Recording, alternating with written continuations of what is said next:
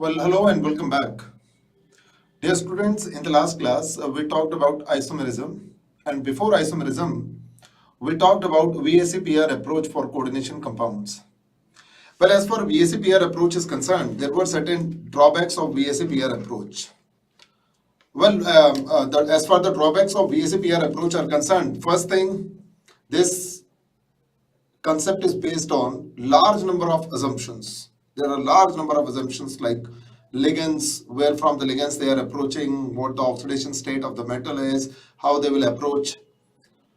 Second, it could not explain the magnetic character very properly. VSEPR approach explains that with weak field ligands, with weaker ligands, you will have more paramagnetic compounds, and like with Cl negative. However, with stronger ligands like Cn negative, you'll have more of a diamagnetic or less of a paramagnetic compound. But it does not give a quantitative estimation. How we measure which one is more paramagnetic or less paramagnetic, it does not give any idea about that. So there were certain drawbacks, like the same metal with same ligand in its higher oxidation state will form more of a diamagnetic compound. VSEPR could not explain that. So there were certain drawbacks. It could not explain, like with the four ligands, the complexes can be D, sp2 or sp3, but it could not explain their shape very properly. So there were certain drawbacks of VSEPR approach. Now, because of those drawbacks, we got another concept. We call it crystal field theory. So today we'll see that in this class, we'll be talking about crystal field theory. We'll see how it explains the formation of coordinate compound. So today we'll do crystal field theory. As for CFT or LFT, we call it CFT, crystal field theory, or LFT, that is ligand field theory. Again, VSEPR could not explain the formation of colored compound. CFT can do that. So CFT has got a large number of advantages, like it can explain the formation of colored compound, it can calculate the magnetic character, whether means magnetic character we can compare in terms of numeral values, quantitative estimation of magnetic character. It can easily comment about whether the compound will be paramagnetic or diamagnetic. So we'll see the assumptions. Well, according to CFT, according to crystal field theory or ligand field theory, a ligand is a point negative charge. So if a ligand is negative, then it is negative. But if the ligand is not negative, then also it is negative because it is electron rich. And it has a tendency of donating lone pair of electrons. So a ligand, if we talk about a ligand has got a lone pair of electron, it is a point negative charge. And as far the metal ion is concerned, it's a point positive charge. So according to CFT, there is a prominent attraction between the metal ion and the ligand. So due to that attraction, the ligand comes closer to the metal ion. The ligand is a point negative charge, the metal ion is a point positive charge. Due to prominent attraction, they come closer to each other. Although there is an attraction between the metal ion and the ligand, but there is also a prominent repulsion between the ligand and the d subshell of the metal ion, because the d subshell contains electrons. Now due to this repulsion, the d subshell breaks into two parts, because this repulsion is not uniform. When a ligand approaches a transition metal atom, it can do this in two ways. Either it can approach through an axis, x, y or z axis, or it can approach a metal ion between interaxial plane. So if it is approaching through axis, the orbitals, the d orbitals which are directly lying on the axis, that is Eg orbitals, will experience more repulsion with the ligand. Whereas if the ligand is approaching in interaxial plane, then the d orbitals which are lying in interaxial plane will experience more repulsion. So according to this, according to CFT, the d subshell will break into two parts, high energy d and low energy d.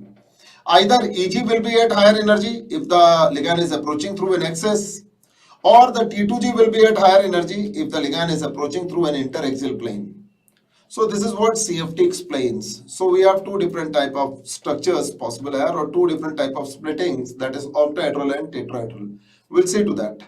It does not comment about the shape. It just comment about the magnetic character and the splitting. So first we'll see octahedral splitting. Octahedral splitting we'll see. Well, in this case,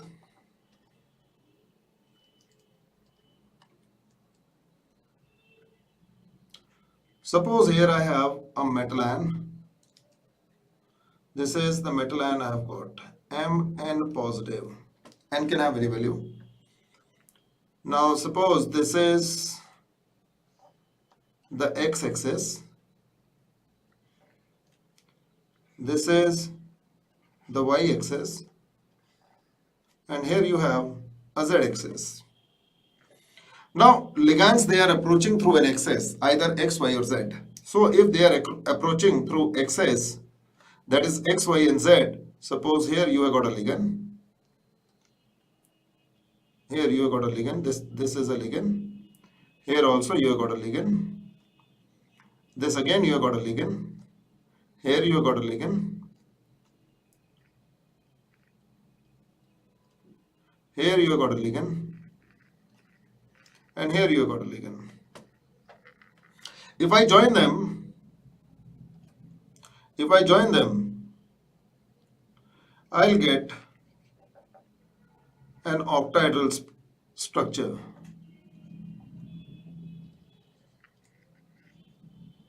So this is what you can see. Formation of an octahedral structure.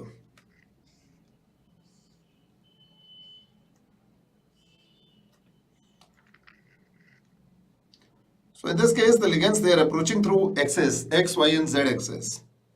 Well, whenever this happens, the orbitals, the d orbitals which are directly lying on these axes, again, this is the metal atom I have got. I have got d orbital like this. This d is dx square y square. And another d I've got is like this on z-axis. So this is dz square. So these two orbitals, that is dx square y square, which are directly on the axis x, y or z axis, will experience more repulsion. Now since they will experience more repulsion, that means they'll be at higher energy.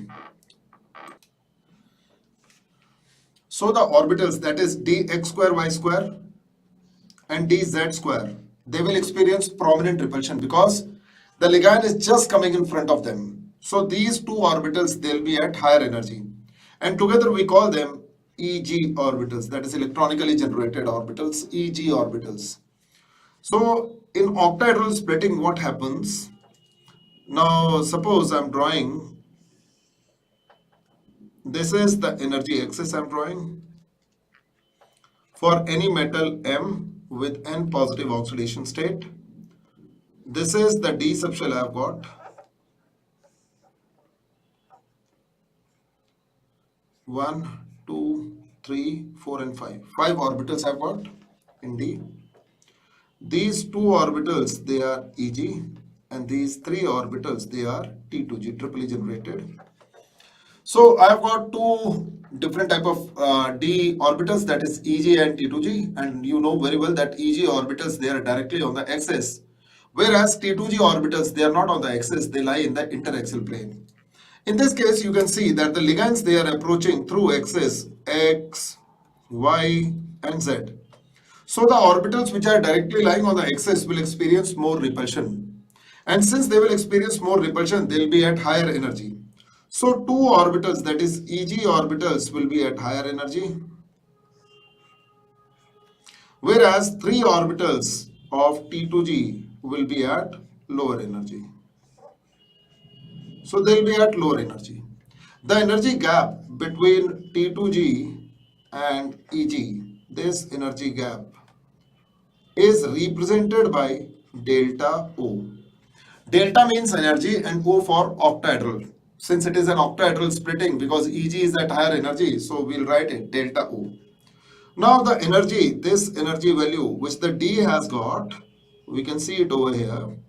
This point is known as a barycenter. Barycenter. Barycenter, if I talk about barycenter, it is zero point 0.4 delta O above the T2G orbital and zero point 0.6 delta O below the EG orbitals. So this is what barycenter is. Now suppose this Mn positive atom has got some electronic configuration. Now suppose it has got 1, 2, 3, 4 electrons. So how I can put those electrons? I can put them here 1, 2, 3. Now the question comes about the fourth one. Where the fourth one will go? The two possibility for the fourth one is either it can go to the higher energy or it can get paired here.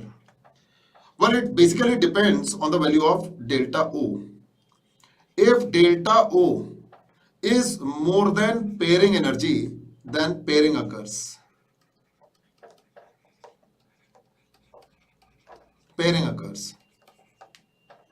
That means if you had to promote the fourth electron to the EG orbital, and suppose you need 1000 joules of energy to promote it, whereas if you are pairing that in the lower T2G orbital, you need only 10 joule of energy, then it is wise to pair it. Because the compounds, they always tend to follow the lower energy route. If you see the 10 joule energy which is there in pairing, it is much lesser as compared to the 1000 joule energy which should be provided to the electron in order to go to the EG orbital. So whenever you got such a situation where delta O is more than pairing energy, pairing will occur. So many a time a question is asked like this. You have got a metal ion which has got a D4 configuration and it is forming a coordinate compound in which delta O is more than pairing energy. What will happen? Pairing will occur. In that case, the configuration will become, in that case, the configuration will be T2G4 and EG0. 0 you have to mention. There will be no electron in the EG, all the electrons will be in the T2G, the pairing will occur. However, if the reverse happens, if delta O is lesser and the pairing energy is more, then pairing will not occur. In fact, the electron will go to the higher energy. It will go to the EG orbital, which seldom happens. Generally, it does not happen. In octahedral, generally it happens that the delta O is more than the pairing energy, and pairing generally occurs in octahedral compounds. So this is what octahedral splitting is. Now I'll show you tetrahedral. If we talk about tetrahedral, that means the electrons are not coming through excess. Tetrahedral. As the name suggests, tetrahedral means the electron is not coming through excess. In octahedral, the ligands, they were coming through the excess. In octahedral, the ligands, they are approaching through an axis, whereas in tetrahedral, they are not approaching through an axis. They are coming from interaxial plane.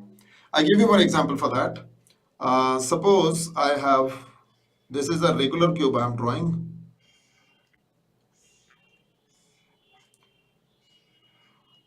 Here, a regular cube I have got.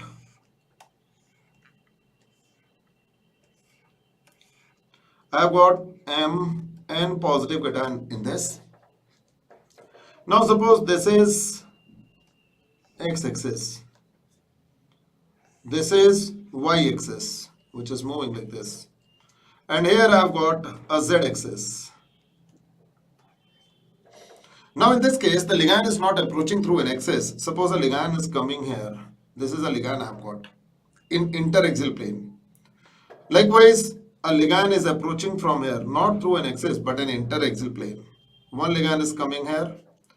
Another ligand is coming here. It is approaching from here. So if we have a look at the shape,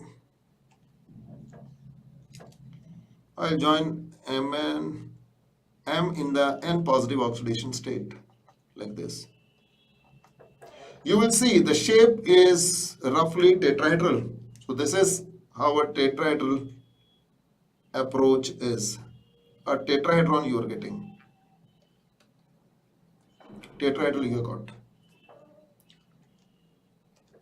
So in tetrahedral splitting, it is quite clear that the ligand is not approaching through an axis. In fact, it is coming through interaxial plane. Interaxial plane means these orbitals,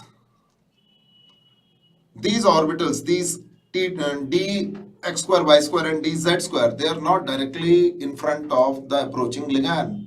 So they will experience lesser repulsion. Whereas the three orbitals, that is dxy, dyz and dzx, they lie straight in front of the ligand. They will experience more repulsion. So they will be moved to a higher energy state. That is,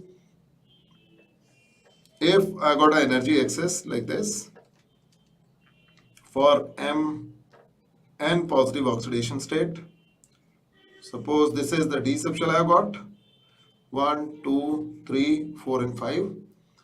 In this case, the two orbitals, they will move to a higher energy. I'm sorry, the three orbitals, they will move to a higher energy. Whereas the two orbitals, they will move to a lower energy. Likewise. So Eg is at lower energy, T2g is at higher energy. Because T2g is directly, T2g orbitals are what? These are the orbitals which lies in the interaxial plane.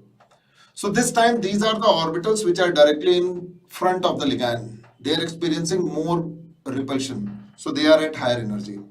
Now in this case, the energy gap between T2g and Eg is known as delta T. Again, here somewhere you have got a barycenter,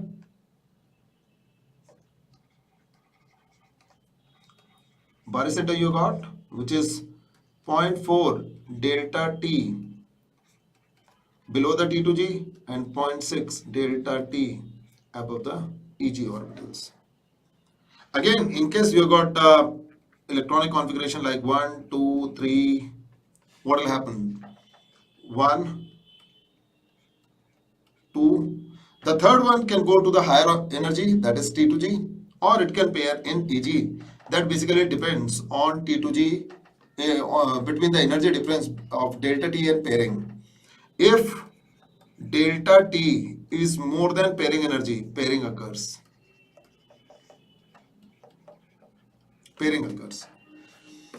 In this case, I would like to tell you one thing, that generally this delta T is lesser than pairing. Seldom it is more than pairing energy. So seldom it happens that you will get a diamagnetic compound in tetrahedral splitting. So generally what happens? 1, 2, 3 and 4 in tetrahedral. Generally, delta T is lesser than pairing. So pairing does not occur. Pairing is more. So what will happen? You'll have 1, 2, the third one will go here. 3 and 4. They will not pair because they need more energy to get paired.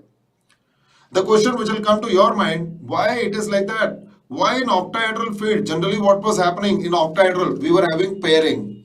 Because delta O is generally more than pairing energy. Generally delta O is more than pairing energy, but generally delta T is lesser than pairing. Why it is like that? See, in octahedral field, how many ligands you got? You got 6 ligands. 1, 2, 3, 4, 5, 6. Whereas in tetrahedral, you'll see how many ligands you got? 4.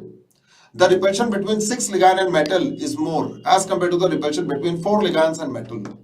That means in tetrahedral splitting, the repulsion is lesser as compared to octahedral. So in tetrahedral splitting, the splitting is lesser as compared to octahedral. That means the energy gap between Eg and T2G is lesser as compared to octahedral. So it becomes easier for an electron from lower energy to jump to higher as compared to octahedral. So most of the tetrahedral complexes, remember this thing, most of the tetrahedral complexes are paramagnetic, whereas most of the octahedral complexes are diamagnetic, or they are less paramagnetic. I'll give you an analogy for that. You can remember it like this.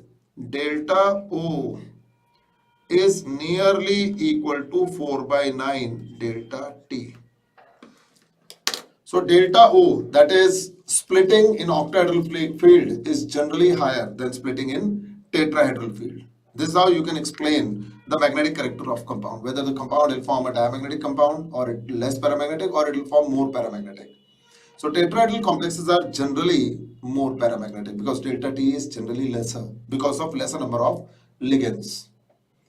From here, one more thing you can predict that same metal and same ligand can form more paramagnetic and less paramagnetic compound. How it is possible? Suppose I have got manganese in say +3 oxidation state, and it is combining with Cl negative. Cl negative is a weaker ligand. According to Vsepr, it will always form outer orbital complex, always more paramagnetic. Whereas according to CFT, if manganese and chloride ions are forming tetrahedral complex, then only it will be paramagnetic. Whereas if they are forming an octahedral complex, more number of ligand, more splitting, more of a diamagnetic, less paramagnetic. So same metal ion with same ligand can form paramagnetic as well as diamagnetic complexes depending upon the number of ligands and the type of splitting, because the type of splitting basically depends on the number of ligands. So this is what CFT is, and CFT is more accurate as compared to VBT, valence bond theory, or Vsepr approach. Now we'll talk about their IUPAC naming, but as far IUPAC naming is concerned, that concept I'm not going to take in this class. In fact, we'll do that in the next class. So we are lined up with the IUPAC naming and synergic bonding for the next class, and that will be most probably the last class for coordination compound. In that we'll finish it up. Thanks for watching. Thank you very much.